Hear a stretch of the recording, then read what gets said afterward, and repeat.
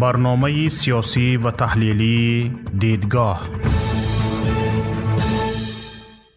السلام علیکم تماشابینان عزیز و گرامی. در برنامه تحلیلی دیدگاه شوکت محمد با شما هستم.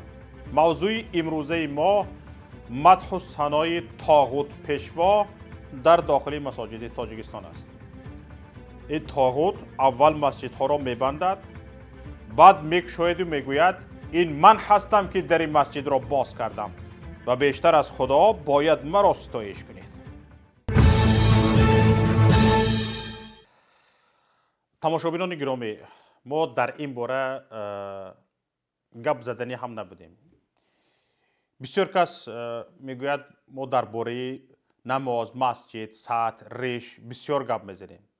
اما یک بار خودتون قضاوت کنید. در این باره ما خیلی کم گپ میزنیم و بیشتر کوشش میکنیم داغ جامعه را بررسی کنیم. اما این دفعه این طاغوت پیشوا از حد گذراند. هفته گذشته اولین نماز جمعه در مساجد تاجیکستان پس از تعطیل قریب یک ساله برگزار شد. قریب یک سال باز مسجدهای کشور مسدود بسته بودند. تاجیکستان از آخرین کشورهایی است که در این مسجدهایش را برای نمازخوانان آخرین شده باز کرد، در حالی که یک ماه قبل از پیروزی کامل به ویروس کرونا طبل زده بود. بعد از یک ماهی آنکه اعلان کردند گفتند که ما به کرونا ویروس غلبه کردیم، سانه در این مسجد را گشودند. در همین حال بجز مسجدها هیچ مکان جمعیتی تعطیل نبود و اگر تعطیل هم شد بیش از چند روز طول نکشید. تنها مسجدها بودند که یک سال تمام قفلها به درشان آویزان منتظر لطف پیشوا می ایستادند. طاغوت پیشوا. از اول ماه فوریه حکومت به فعالیت مسجدها اجازه داد، اما با چند شرط و تهدید دوباره بستن آن. خود رئیس جمهور اعلان کرد و تهدید کرد که حالا چند شرط ها اجرا نشود با دوباره میبندیم. این شرط ها به دیسک کلوب ها نه، این شرط ها به مسکن های تفریحی نه، تنها به مسجد. نمازگزاران در سراسر کشور هفته گذشته این تهدید را دوباره از زبان امام خطیبان شنیدند. خود امام خطیبان بیچاره گفتند اگر قاعده های بهداشتی را رعایت نکنید در این مسجدها از نو بسته می شوند.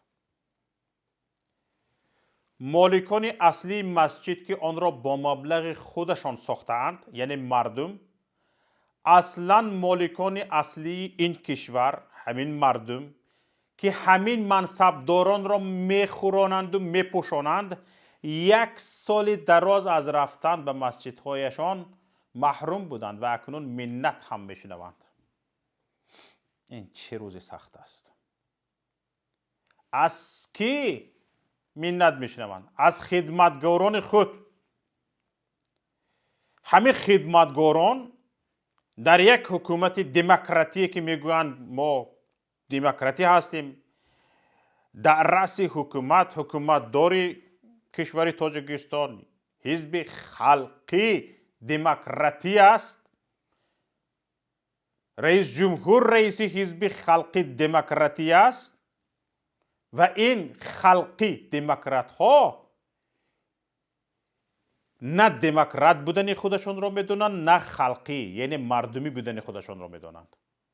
در خدمت مردم بودنشون را به گردن نمیگیرند. حکومت میگویند، یعنی حاکم مردم هستند اینها. از کجا خدمتگار؟ در اصل نگاه کنیم اگر بیچاره مردم از خدمتگاران خود که با آنها معاششان را میدهد تا خدمتشان را کنند، منت میشنوند که آنها به نماز خواندن در مسجدهایشان اجازه داده هستند. اجازه دادند. و تهدید هم میشنوند که اگر نقاب نپوشند، نماز را با سرعت نخوانند، با همدیگر در مسجد صحبت کنند، وقتی وارد داخل شدن شلوغ شود، در مسجد ها دوباره بسته می شود. نه گپ. اینها فکر میکنند نیانکه هستند، چاچه در باغچه بچگانه به کودکان، چاچه ها، نیانکه ها، مربیه ها همین گونه تهدید میکنند. اینها میروند به موسفیدان این گونه تهدید های رو میکنند.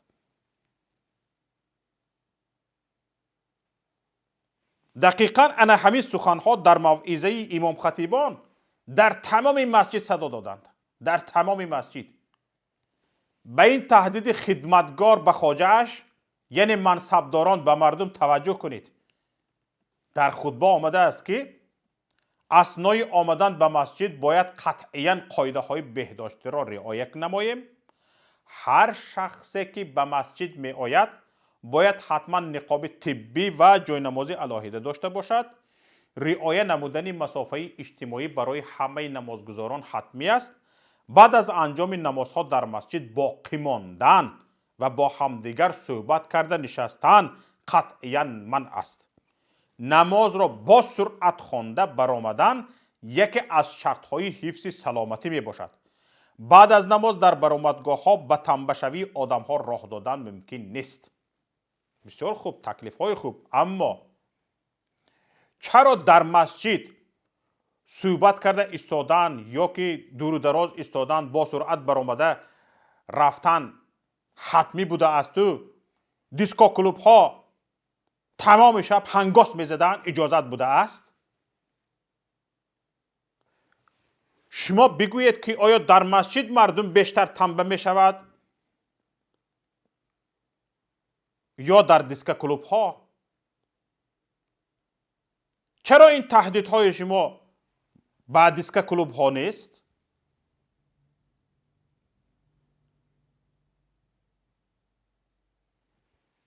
ببینید تماشابینان گرامی، مردم عزیز، با این آهنگ منصبدار با مردم صحبت میکند، با مردمی که زحمت میکشد و انداز میسپارد تا منصبدار ماهانه گیرد. این دستنگر مردم میآید به مردم تهدید میکند. به کجا رسیدیم؟ این دستنگر مردم به همین ناندهش، یعنی مردم منت میکند که زحمت و تلاش های شبانه روزی رهبریت حکومت جمهوری تاجیکستان باعث شد کرونا ویروس از کشور فرار کند و حکومت جمهوری تاجیکستان برای فعالیت مسجدها اجازه دهد و همین مردم امروز عبادت خود را آزادانه بجا آورد.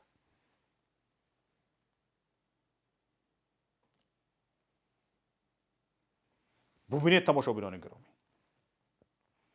در اولین نماز جمعه به مردمی که تشنه موعظه ها در مساجد، تشنه کلام خدایش و احادیث پیامبرش شده به مسجد آمده بود، پیام سالانه پیشوای معظم ملت را شرح می‌دهند.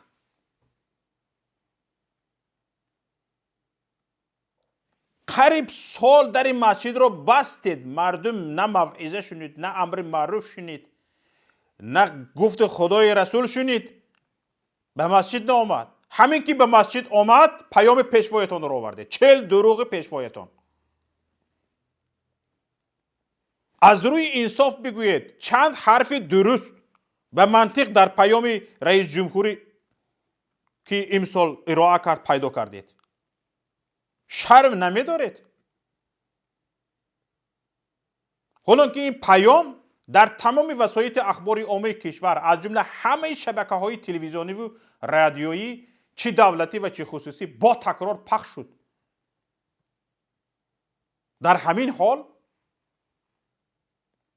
در اولین نماز جمعه که بعد از بستن مساجدها برگزار شد، در خطبه نماز جمعه مهمتر از کلام خدا و احادیث پیامبر پیام پیشوا دانسته شد که جز مسجد در هیچ کجای حقی نشرشان نیست.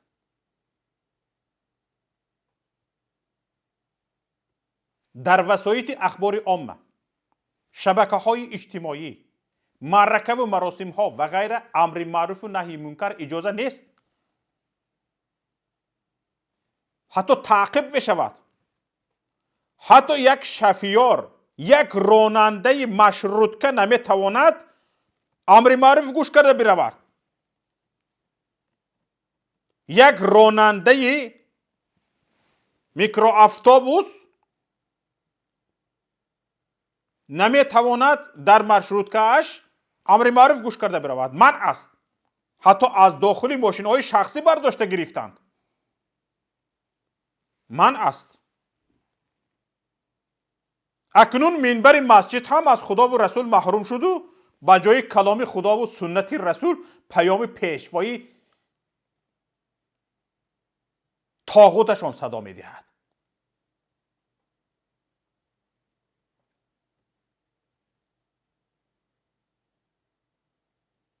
مسجدها بعد تعطیل یک ساله به معبد امام علی رحمان تبدیل شدند.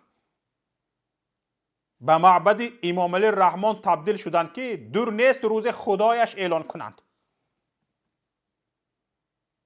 اکنون در منبر به جای قرآن و حدیث های پیشوا ذکر می شوند. مقام خدا و پیامبر تا روی جای نماز پایین و مقام پیشوا تا روی منبر بالا برده شد. اکنون در منبر تنها پیشوا ذکر می شود. ذکر خدا و رسولش تنها روی جای نماز و زیر لب اجازه است. صدا نبراید. به ذکر رئیس جمهور از یک طرف و ذکر خدا و رسولش از طرف دیگر در این جمله های در موعظه هفته گذشته در نماز جمعه ذکر شده دقت دهید. رعایت قاعده های بهداشت تا حد مهم است که پیشوای معظم ملت در پیام خود به مجلس عالی جمهوری تاجیکستان به این مسئله توجه خاص ظاهر نمودند. نمازی که به وسیله آن به دیگر آدمان ضرر جدی میرسد در نزد خداوند قبول نمی گردد. در این مورد عالمان ضمن حدیث پیامبر خدا صلی الله علیه و سلم فرمودند شخصان سالم نباید با کسانی که به بیماری های سرایت کننده گرفتارند نشست و برخاست کنند تا اینکه بیماری به آنها نگذرد.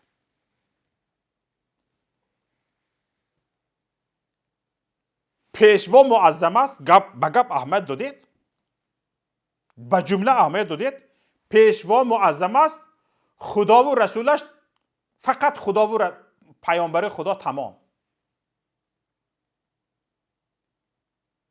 جمله سازی را دیده ایستاده چقدر با فریب و نیرنگ طاغوت ساخته ایستاده اند. پیشوا معظم بوده است. خدا و رسول هم تو پراستا خدا و رسول تمام. خداوند و پیامبر خدا. در این متن در خانه خدا کسی تا ایشی عبادت می شود؟ خدا یا پیشوای خود خوانده؟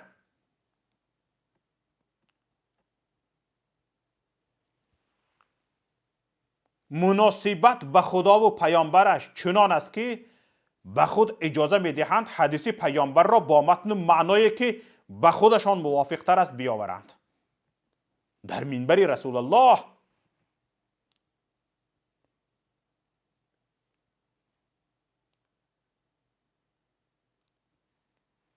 در تمام همان موعظه طولانی که برای نماز جمعه تیار کردند نام پیشوا را 5 برابر بیشتر از نام خدا و پیامبرش ذکر کردند. در متن این موعظه 15 مراتب پیشوا با شکل پیشوا، رهبر دولت و پرزیدنت ذکر شده است. 3 بار خداوند و 3 بار پیامبر اکرم صلی الله علیه و سلم. حتی عباره حکومت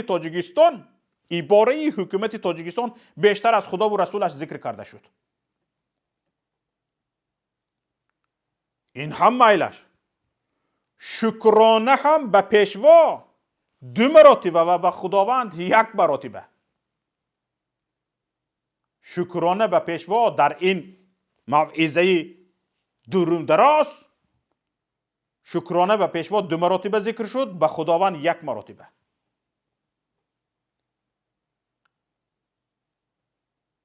پیروزی به ویروس کرونا تنها با زحمت و تلاش های شبانه روزی رهبریت حکومت جمهوری تاجیکستان به دست آمده. خدا در آن هیچ نقشی ندارد.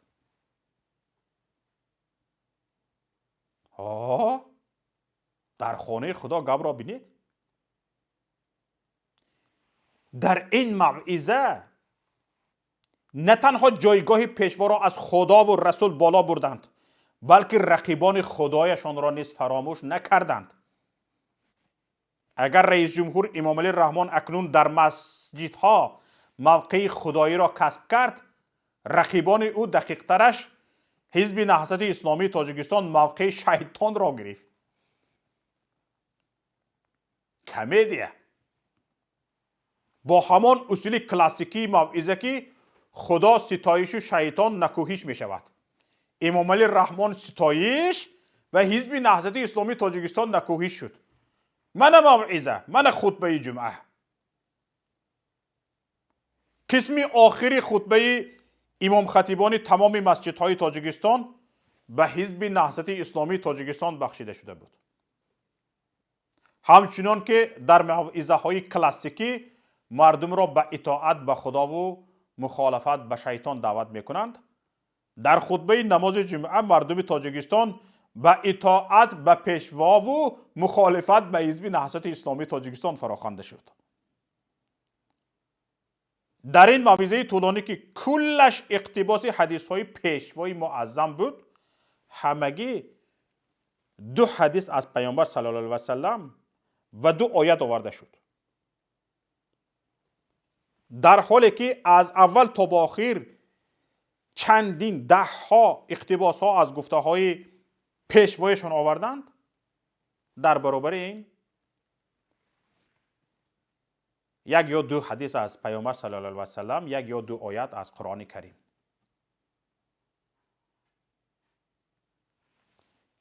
اما همین لطف موعظه نویس ها به خدا و رسولش نیست تنها به خاطر پیشوایشان بود. این حدیث و آیت ها تنها در تصدیق سخنان پیشوا آورده شدند. همین آیت و حدیث را آوردند به همین خاطر که همون سخنان بی منطق بی مزه پیشوایشان را با همین سخنهای عالی جناب، با همین سخنان گوهربار خدا و رسول تصدیق کنند، قوت بدهند. موعظه هفته گذشته در مسجدهای تاجیکستان گواه این است که امام علی رحمان نه تنها رقیبان سیاسیش را از صحنه سیاسی رانده حکمران یگانه و مطلق کشور شده است، بلکه خدا و پیامبرش را نیز از مسجدها بیرون کرده و به جای آنها نیز تکیه زدن را اختیار کرده است.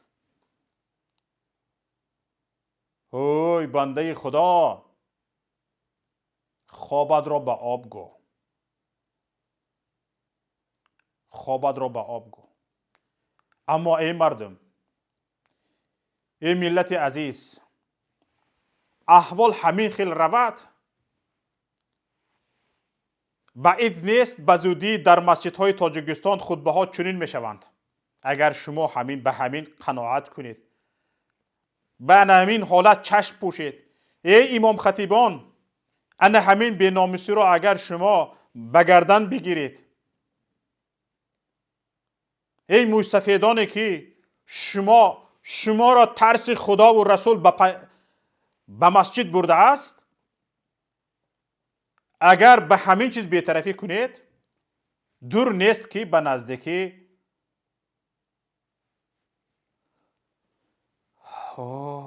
از گفتنش هم آدم میترسد. استغفر الله ربی و اتوب الیه.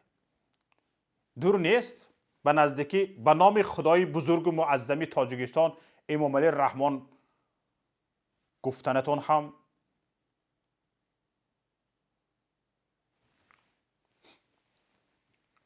گفتن نمیتونم باور کنید. گفتن نمیتونم.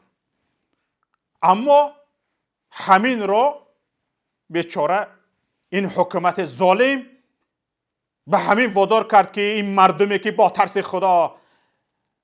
ترس خدا آنها را به مسجد برده است، پیروی به قرآن و سنت آنها را به مسجد برده است، به نماز جماعت برده است، به نماز جمعه برده است. این ظالمان با ظلم خود این مردم را، نمازگزاران را، بنده های خدا را آنچنان به این وادار کرده اند که سرخم بشینند و حمد و ثنای طاغوت را بشنوند. مرگ بر ظالمان.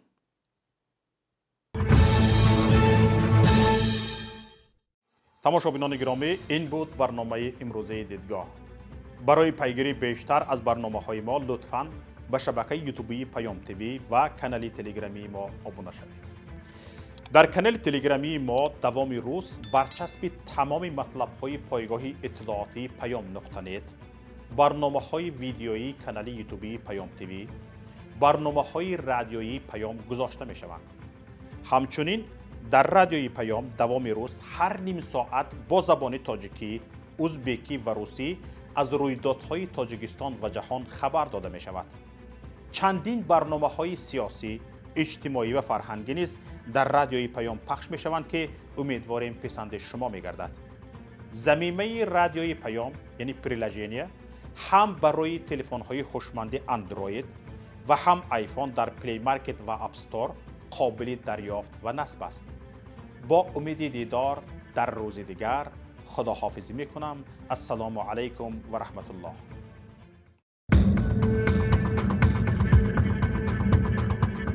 برنامه سیاسی و تحلیلی دیدگاه.